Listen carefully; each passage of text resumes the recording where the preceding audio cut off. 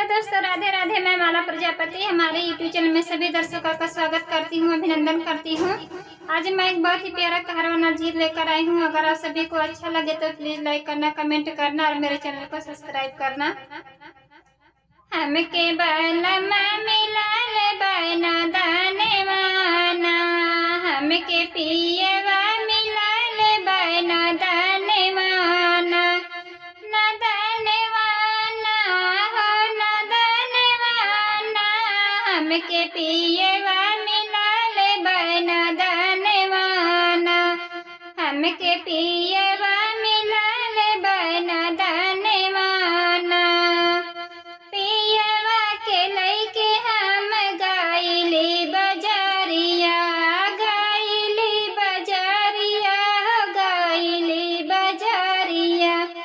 पियवा के लइके हम गाइली बजारिया, पियवा रोवे लागले बेहान घूने वाना, पियवा रोवे लागले बेघूने घूने वाना। हमके पियवा मिलाल बना दाने वाना, हमके पियवा मिलाल बना दाने वाना।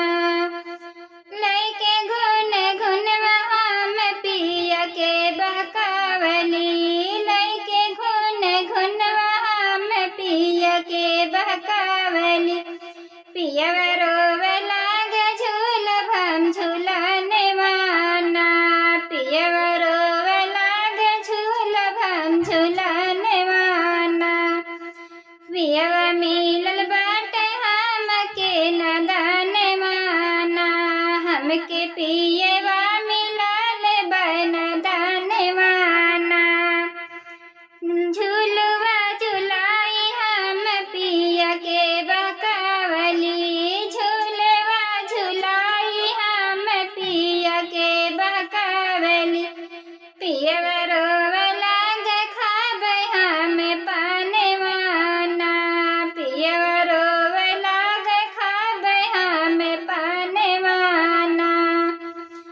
हमके पियवा मिलाल बना दाने वाना, हमके पियवा मिलाल बना दाने वाना।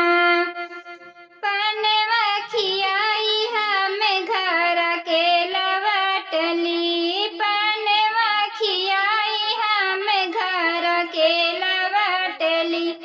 सासु मार लागे पियवा के तनवाना, सासु मार लागे पियवा के तनवाना। पियवा मिलल बाटे हमके न दाने वाना, पियवा मिलल बाटे हमके न दाने वाना।